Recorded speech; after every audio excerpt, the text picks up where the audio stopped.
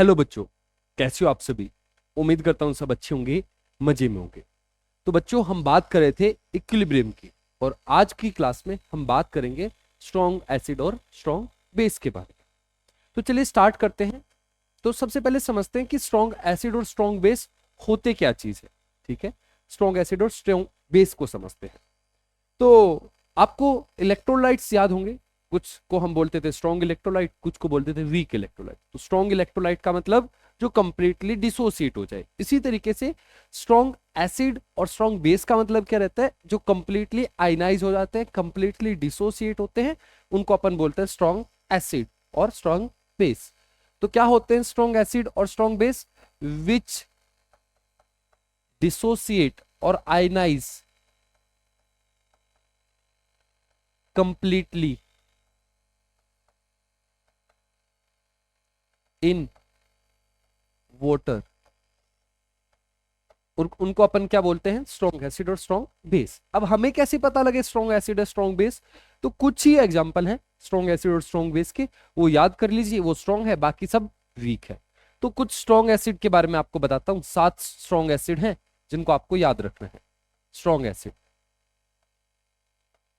तो जैसे HClO4 सबसे स्ट्रॉन्ग एसिड, उसके बाद HI, HBr, उसके बाद H2SO4, HCl।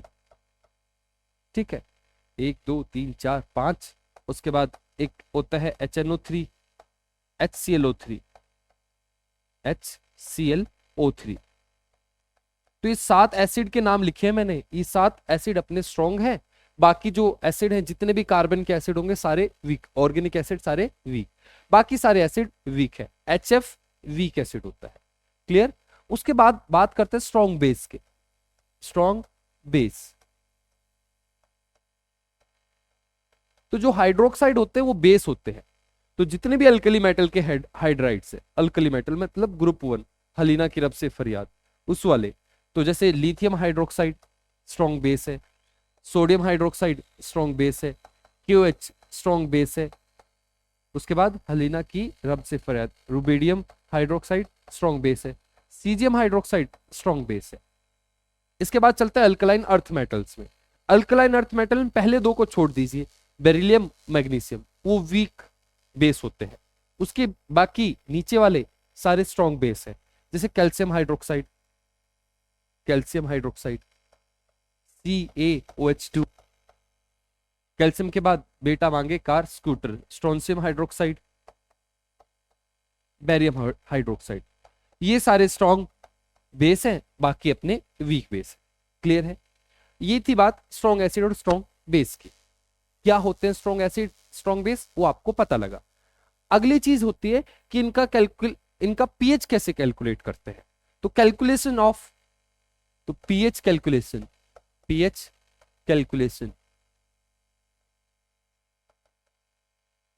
For strong acid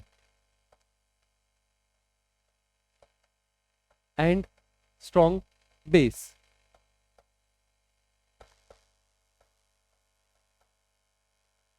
pH calculate करेंगे स्ट्रॉन्ग एसिड और स्ट्रॉन्ग बेस का। कैसे कैलकुलेट करेंगे? तो यहां पे आपको कुछ चीजों को समझना है। देखो, पहले एक और भी दूंगा, फिर मैं आपको बताऊंगा। देखो, कोई भी चीज स्ट्रॉन्ग एसिड है, स्ट्रॉन्ग बेस है, किसके अंदर है? पानी के अंदर। पानी के अंदर हम डालेंगे। ठीक है, तो सबसे पहली चीज, अगर कॉन्सेंट्रेशन है, कॉन्सेंट्रेशन का गेम है यहाँ पे। तो जो अपना एसिड है उसकी कॉन्सेंट्रेशन रेंज रहने वाली है 10⁻⁻1 से लेके 10⁻14 तक।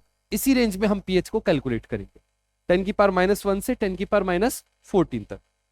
अगर अपने एसिड की जो कॉन्सेंट्रेशन है 10⁻1 से लेके 10⁻6 तक है, तो उसको अलग तरीके से कैलकुलेट करते हैं।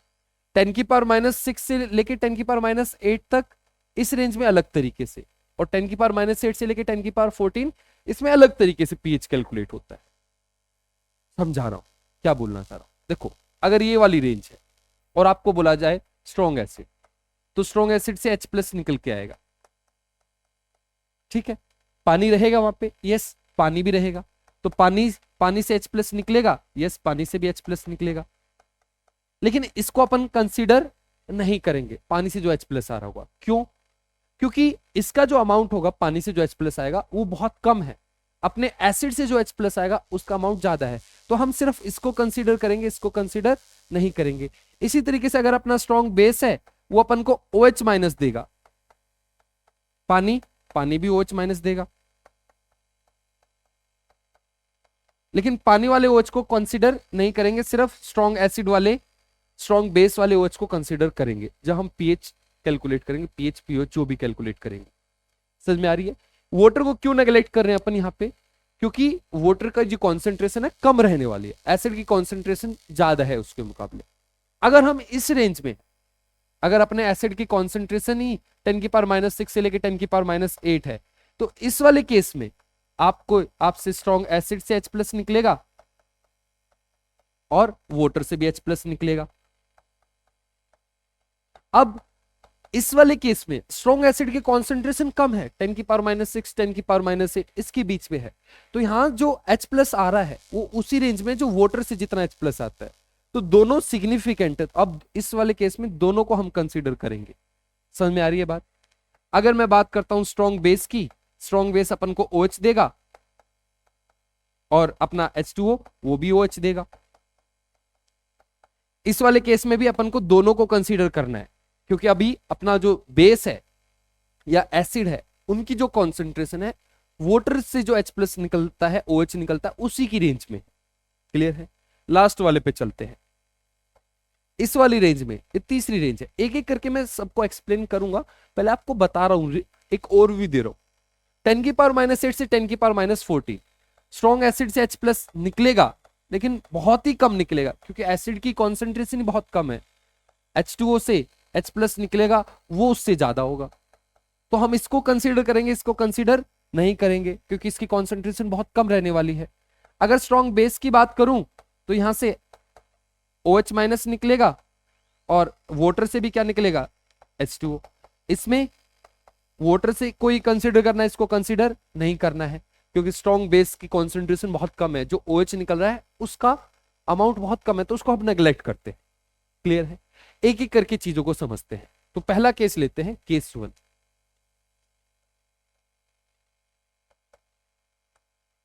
कॉन्सेंट्रेशन है वो ग्रेटर देन 10⁻⁻6 मोलर है एसिड की।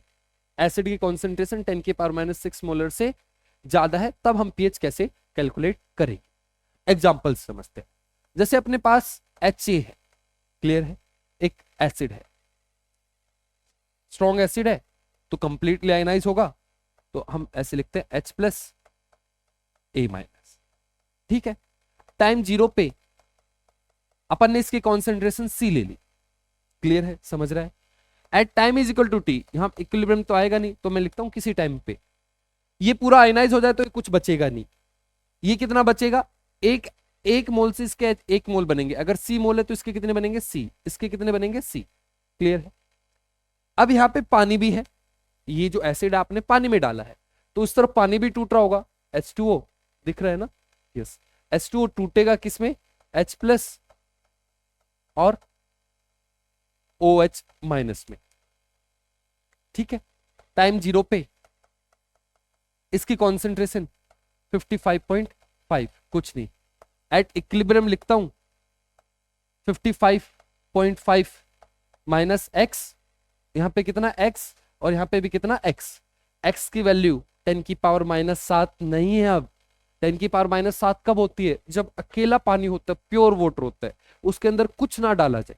अब आपने H प्लस, ये पानी था, पानी के अंदर H प्लस की 10⁻⁻7 होती है, लेकिन जब सिर्फ पानी हो, अब एसिड डाल दिया है तो उसकी कॉन्सेंट्रेशन कुछ अलग आएगी, 10⁻�7 नहीं आएगी। क्यों नहीं आएगी?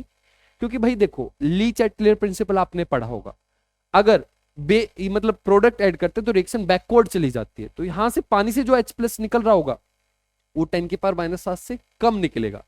तो ओवरऑल जो H प्लस की कॉन्सेंट्रेशन है वो कितनी है? H प्लस यहां से X निकला और वहां से कितना निकला? C। यहां टोटल H प्लस की कॉन्सेंट्रेशन C प्लस X है। ठीक है? समझ रहे हो मेरी बात?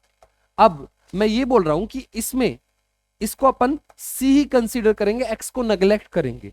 क्यों नेग्लेक्ट करेंगे? क्योंकि एसिड की कॉन्सेंट्रेशन ज्यादा है, पानी से जो H+ निकल रहा है वो बहुत कम है, तो X की वैल्यू बहुत कम रहेगी, तो इसको अपन कितना कंसीडर करेंगे? C कंसीडर करेंगे। समझ में आ रही है बात? pH कैसे निकलेगा?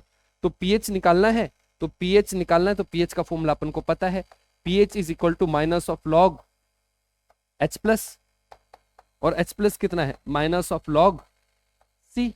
इस तरीके से आप pH निकालोगे किसी भी स्ट्रॉन्ग एसिड का। कुछ एग्जाम्पल है, उनकी मदद से मैं आपको एक्सप्लेन करता हूं। जैसे एक क्वेश्चन है, इसमें क्या बोला गया है? Calculate pH of the following. ये 3 एग्जाम्पल दें, इनमें सभी का pH निकालना है, तो एक एक करके pH निकालते हैं।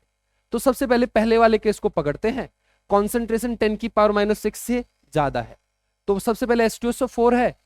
H2SO4 जब टूटेगा तो कैसे टूटेगा? 2H+ देगा और SO4 2-। ठीक है, टाइम 0 पे कितनी कॉन्सेंट्रेशन है? 10⁻² molar at time is equal to T। ये खत्म हो जाएगा, स्ट्रॉन्ग है। ये कितना बनेगा? 2 टाइम्स 2 इंटू 10⁻²। ये कितना बनेगा? 10⁻²। H+ की कॉन्सेंट्रेशन आ गई, वाटर से H+ आ रहा है, उसको कंसीडर नहीं करना है, तो pH कितना हुआ मेरा? माइनस ऑफ लॉग, ठीक है, H+ कितना? 2 इंटू 10⁻²। अब इसको सॉल्व कैसे करें? Minus log 2 minus log 10⁻²। समझ रहे हो? मल्टीप्लाई में था तो इसको खोल दिया, log 2 की वैल्यू होती है 0.3 और ये आगे आ गया, ये बन गया +2, आंसर आ गया 1.7। तो pH आ गया अपना पहले वाले का। क्लियर है? दूसरे वाले क्वेश्चन को करते हैं। दूसरे वाले क्वेश्चन में अपने पास एसिड नहीं है, बेस है, 10⁻⁴ मोलर। तो दूसरे वाले क्वेश्चन को करते हैं बी।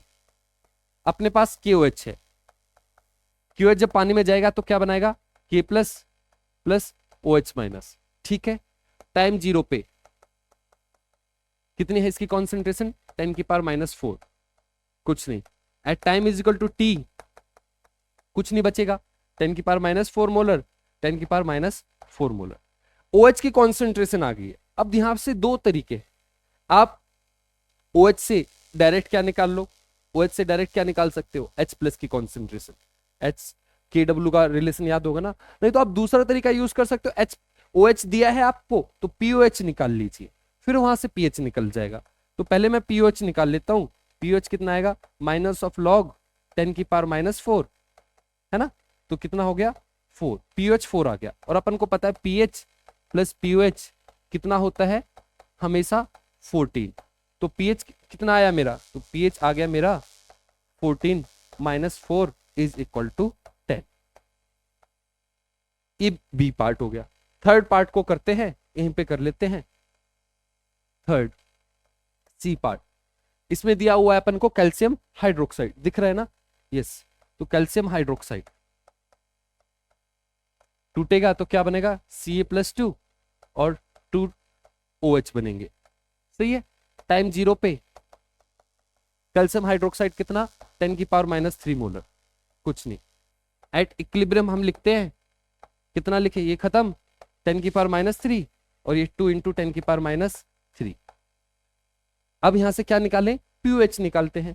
तो POH is equal to minus of log OH कितना है? 2 इंटू 10⁻³ इसको खोलते हैं, माइनस लॉग 2 माइनस लॉग 10⁻³ आ रहा है ना? यस।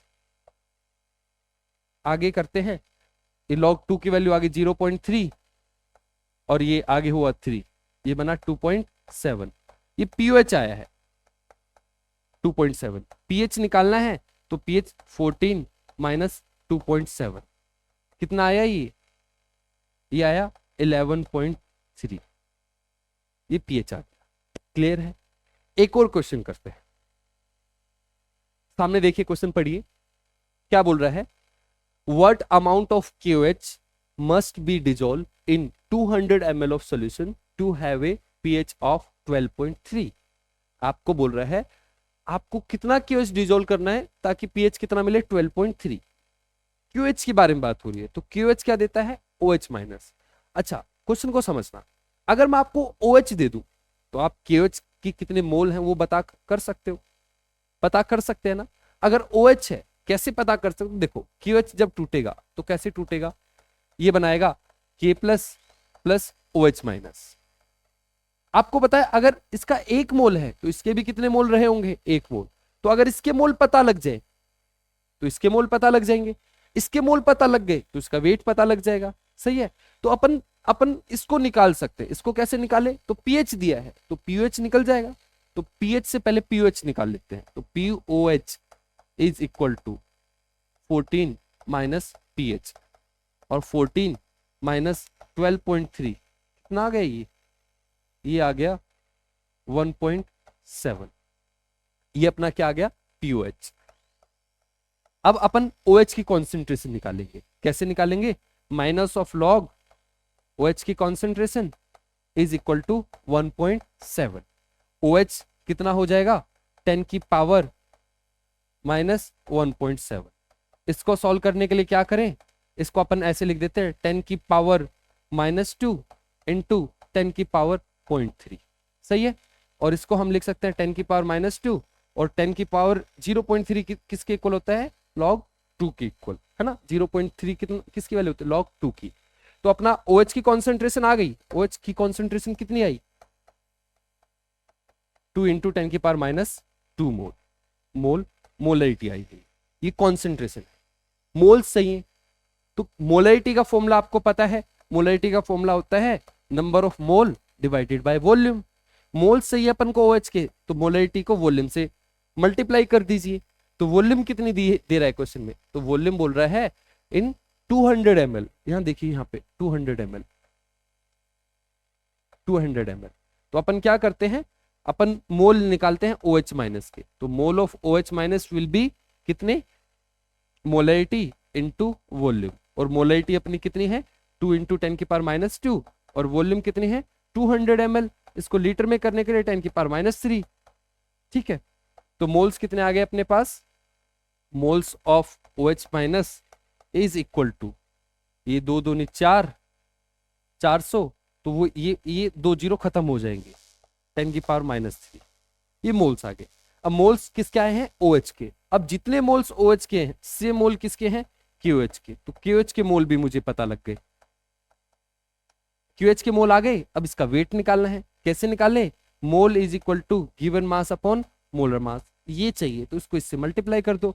तो weight of QH is equal to 4 into 10 की पावर माइनस 3, ये तो मोल्स हो गए। मोलर मास KOH का कितना होता है, इसका 39 प्लस 40 प्लस 16 56। तो इसको मल्टीप्लाई करेंगे तो कितना आएगा, 6 चौक 24, ये आएगा कितना, 6 चौक 24, 2 5 चौक 20, 222 इंटू 10 की पावर माइनस 3 ग्राम। ये आ गया अपना 0.224 ग्राम। क्लियर है, इस तरीके से हम क्वेश्चन को सॉल्व करेंगे। तो अगर आपको स्ट्रॉन्ग एसिड दिया जाए, आपको क्या दिया जाए, स्ट्रॉन्ग एसिड। अगर आपको स्ट्रॉन्ग एसिड दिया जाए, स्ट्रॉन्ग बेस दिया जाए, उसका पीएच कैसे कैलकुलेट करते हैं पता लगा। और कब पता लगा, जब 10 की पावर माइनस 6 मोलर से उसकी कॉन्सेंट्रेशन ज्यादा है। अगर 10 की पावर माइनस 6 से कम है फिर कैसे करेंगे, तो केस 2 बनता है अपना। तो केस 2 पे चलते हैं, केस 2। तो केस 2 को देखते हैं। केस 2 क्या है, जब कॉन्सेंट्रेशन लेस देन और इक्वल टू 10 की पावर माइनस 6 मोलर है, उस टाइम पे हम कॉन्सेंट्रेशन को कैसे फाइंड आउट करते हैं। तो एसिड लेते हैं फिर से, HA स्ट्रॉन्ग एसिड है, कंप्लीटली टूटेगा, H प्लस A माइनस, ठीक है। टाइम 0 पे लिखता हूं, इसकी कॉन्सेंट्रेशन C at time is equal to T पे लिखता हूं कि भाई ये तो पूरा खत्म होगा, ये कितना बनेगा C, ये कितना बनेगा C। ये रिएक्शन पानी में चली हुई है तो पानी को भी लिख लेता हूं, H2O H plus plus OH minus. Time 0 पे इसके कॉन्सेंट्रेशन 55.5, कुछ नहीं, ठीक है। एट इक्विलिब्रियम मैं लिखता हूं 55.5 माइनस एक्स, जिसको मैं फिर से कितना लिख दूंगा 55.5, क्योंकि x की वैल्यू बहुत कम रहती है। तो वाटर की जो कॉन्सेंट्रेशन लगभग कांस्टेंट ही रहती है। ये कितना बना x, ये कितना बना x। अब पानी से जो H प्लस आ रहा है उसको अपन नेग्लेक्ट नहीं कर सकते, क्योंकि जो C है उसकी वैल्यू 10 की पावर -6 से कम है। मतलब जो H प्लस निकल रहा है लगभग, अगर हम यहाँ पे एसिड लेंगे जिसकी कॉन्सेंट्रेशन 10 की पावर -7 मोलर, तो H प्लस कितना निकल रहा होगा 10 की पावर -7 मोलर, और इससे भी उसी रेंज में निकल रहा है, तो इसको हम नेग्लेक्ट नहीं करेंगे। तो H प्लस कितना नेट, नेट बताओ, नेट सी एक्स तो यहां से आया और सी यहां से, तो नेट H प्लस कितना है C प्लस एक्स। क्लियर है? अब x को नेग्लेक्ट नहीं कर सकते, नेग्लेक्ट नहीं कर सकते। अब कैसे पता लगे? तो H प्लस की कॉन्सेंट्रेशन कितनी भाई? H प्लस की कॉन्सेंट्रेशन है C प्लस एक्स, नेग्लेक्ट नहीं कर सकते। अब H प्लस की कॉन्सेंट्रेशन निकालनी, ये तो आपको दिया जाएगा, तो x फाइंड आउट करना पड़ेगा। x कैसे फाइंड आउट करें? तो x यहां से फाइंड आउट करेंगे। इक्विलिब्रियम, अगर आपके पास इक्विलिब्रियम है और इक्विलिब्रियम पे अगर आपको किसी की कॉन्सेंट्रेशन फाइंड आउट करनी होती है, केमिकल इक्विलिब्रियम में हमने सीखा था, तो अपन इक्विलिब्रियम कांस्टेंट की मदद लेते हैं। तो इक्विलिब्रियम कांस्टेंट क्या है इसका? Kw, और Kw क्या होगा? H प्लस की कॉन्सेंट्रेशन इंटू OH की कॉन्सेंट्रेशन। समझ रहे हो ना? H प्लस कितना? C प्लस एक्स, और OH कितना? x। Kw कितना? 10 की पावर -14। अब इसको सॉल्व करना पड़ेगा, तब आपका आंसर आएगा। तो इसको मैं सॉल्व करके एक एग्जांपल की मदद से आपको समझाता हूं। तो x निकालना रहेगा, तो कैसे निकलेगा भाई? ये क्वाड्रेटिक इक्वेशन बनेगी यहाँ पे, 10 की power -14 is equal to CX plus x²। इसकी मदद से आप सॉल्व करोगे, पहले ये सॉल्व करना पड़ेगा तब ये आएगा। तो क्वाड्रेटिक इक्वेशन के बिना नहीं होने वाला। लेकिन आप परेशान मत हो, जब चीजें मुश्किल होते हैं तो अपने पास उसके सॉल्यूशन रहते हैं, तो इसका भी अपने पास सॉल्यूशन। तो एक एग्जांपल से उसका सॉल्यूशन बताता हूं। एक एग्जांपल लेते हैं। फॉर एग्जांपल, किसी ने बोला 10 की पावर -8 मोलर आपके पास HCl है, इसका pH बताओ। अगर आपने डायरेक्ट फॉर्मूला लगा दिया -log H+, तो आंसर गलत आएगा, क्योंकि आंसर कितना आएगा? 8, और एसिड का pH 8 नहीं हो सकता, 7 से कम ही रहेगा हमेशा, कभी भी 8 नहीं हो सकता। तो ये आंसर गलत आएगा। क्यों गलत आ रहा है? क्योंकि यहां पे आपने पानी से जो H+ आ रहा है उसको कंसीडर नहीं किया, इसलिए गलत आ रहा है भाई। समझ रहे हो मेरी बात? तो इसको सॉल्व करते हैं। कैसे सॉल्व करेंगे? तो देखो, HCl लिखते हैं सबसे पहले, अपने तरीके से चलते हैं। आपको बाद में तरीका, आपको मैं शॉर्टकट बताऊंगा, तो पहले बस तरीका समझ लीजिए जितना समझ में आ रहा है। टाइम 0 पे 10 की पावर -8 मोलर है, टाइम t पे ये खत्म हो जाएगा, 10 की पावर -8, और यहाँ पे 10 की पावर -8। पानी भी है यहाँ पे, H2O टूटेगा, H प्लस OH-। सही है। टाइम 0 पे देखता हूं, टाइम 0 पे 55.5, कुछ नहीं। एट इक्विलिब्रियम, तो मुझे पता है इसमें से कुछ कम होगा, लेकिन जो कम होता है ना के बराबर कम होता है, तो इसकी कॉन्सेंट्रेशन मैं उतनी ही लिखता हूं। समझ रहे हो ना? यहाँ पे कितना? x, यहाँ पे x, क्योंकि 10 की पावर -7 आप नहीं लिख सकते हो, ठीक है। x प्लस कितना लिखूं? 10 की पावर -8। यहाँ पे भी कितना लिखूं? h प्लस नेट कितना है? x प्लस 10 की पावर -8। अब मुझे x निकालना है, तो x कैसे निकालूंगा? तो देखना, तो मैं लिखूंगा Kw is equal to H plus की कॉन्सेंट्रेशन इंटू OH की कॉन्सेंट्रेशन। H प्लस की कॉन्सेंट्रेशन कितनी? x प्लस 10 की पावर -8, और OH की कॉन्सेंट्रेशन कितनी? x। Kw कितना हुआ? 10 की पावर -14। 10 की power -14 is equal to x² plus 10 की पावर -8x। ये क्वाड्रेटिक इक्वेशन बनी। इसको मुझे सॉल्व करना है, तब मेरा x निकलेगा और तब मेरा आंसर आएगा। तो पहले मैं x को सॉल्व करता हूं। तो x कैसे सॉल्व करूं? x² प्लस 10 की पावर -8x, और यहाँ पे -10 की पावर -14 इज इक्वल टू 0। अब x कैसे फाइंड आउट करें? तो x का फॉर्मूला आपको पता है, x निकालना है तो आप ये फॉर्मूला यूज कर सकते हैं, -b प्लस -√b² -4ac/2a। ये वाली चीज इसके सामने जो होता है वो a, ये b, ये वाली चीज c होती है, ठीक है। अब ये फॉर्मूला, इसकी मदद से इसको सॉल्व करना है। मुझे इसका डायरेक्ट आंसर पता है, तो मैं डायरेक्ट आंसर लिखता हूं। तो x की वैल्यू जब आएगी यहां से, वो आएगी 9.5 इंटू 10 की पावर -8। ये x की वैल्यू यहां से आने वाली है।